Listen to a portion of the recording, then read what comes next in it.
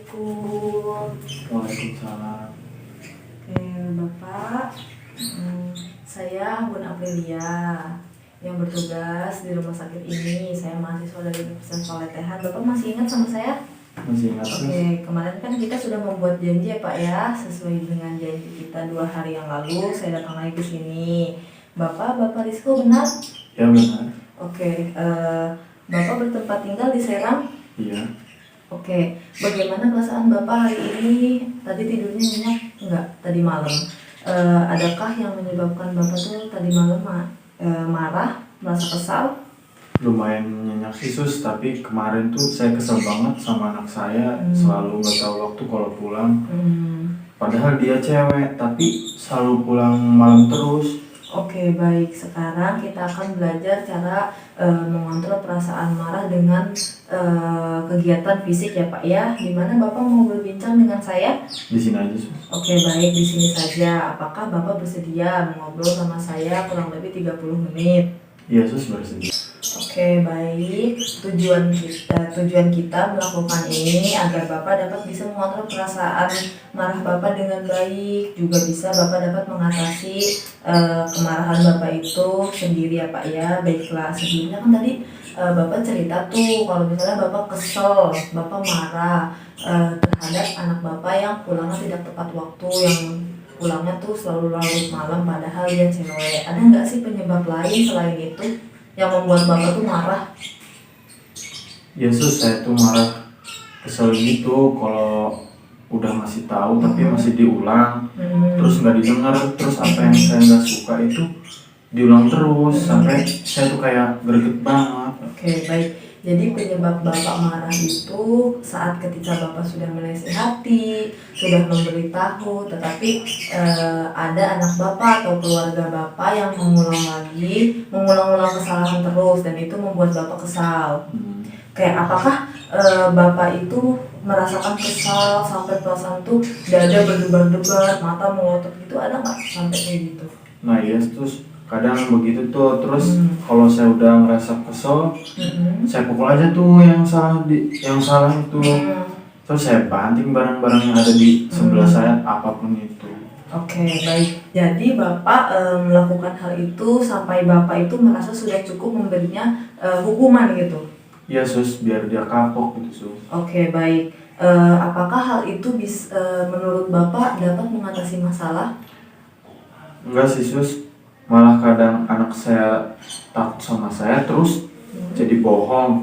Nah bohong itu yang membuat saya jadi marah lagi. Oke, iya tentu tidak ya Pak ya, malah itu membuat masalah baru seperti tadi kan anak Bapak menjadi bohong. Terus apa coba kerugian yang Bapak dapatkan? Ya seperti barang yang rusak, terus saya banting itu dan anak saya suka bohong jadinya. Oke, ya benar. Jadi anak Bapak tuh jadi takut. Terus juga kan Bapak kalau lagi marah kemarin cerita banting-banting barang. Jadi barang-barang Bapak di sekitar Bapak menjadi rusak. Nah, bagaimana kalau kita belajar cara mengontrol emosi Bapak?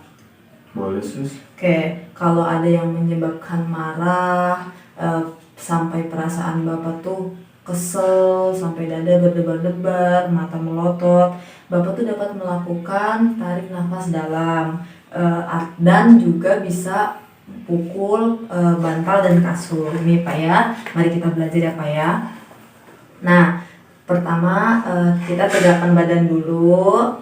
Oke, lalu tarik nafas perlahan dari hidung, tahan sebentar, keluarkan dari mulut.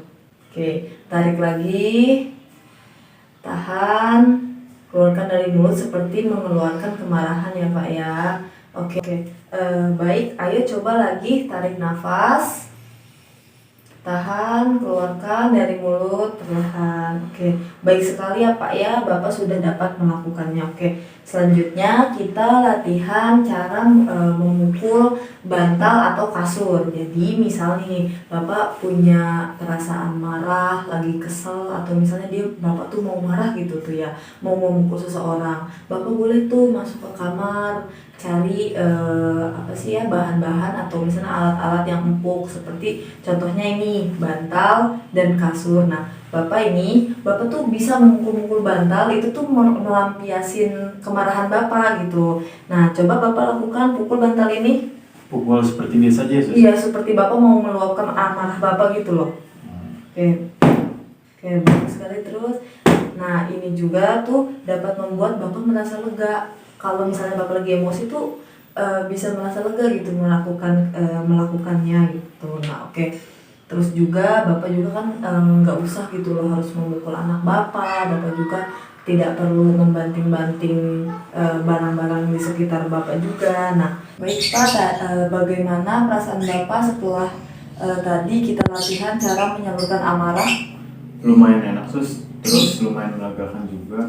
Oke, baik. Ada berapa cara yang sudah kita pelajari tadi? Tolong sebutkan lagi. Ada 2, Sus. Tarik nafas sama mukul bantal atau yang empuk-empuk. Oke, mari kita masukkan kedua cara tadi ke jadwal keseharian Bapak ya Pak. Tarik nafas dalam dan pukul bantal juga kasur. Mau hari apa dan jam berapa? Setiap hari aja, Sus, 3 kali, pagi, siang, sore atau malam. Terus setelah tarik nafas itu disambungin kayak mukul bantal. Oke, baik. Jadi tarik nafas dalam dan pukul kasur bantal kita gabung di pagi hari jam 9, di siang hari jam 2, dan malam hari itu jam 7 malam ya Pak ya? Yes, Oke, lalu Bapak kalau ada keinginan marah, ada perasaan marah, boleh menggunakan kedua cara ini ya Pak ya. Jangan lagi memukul atau membanting barang-barang di sekitar Bapak.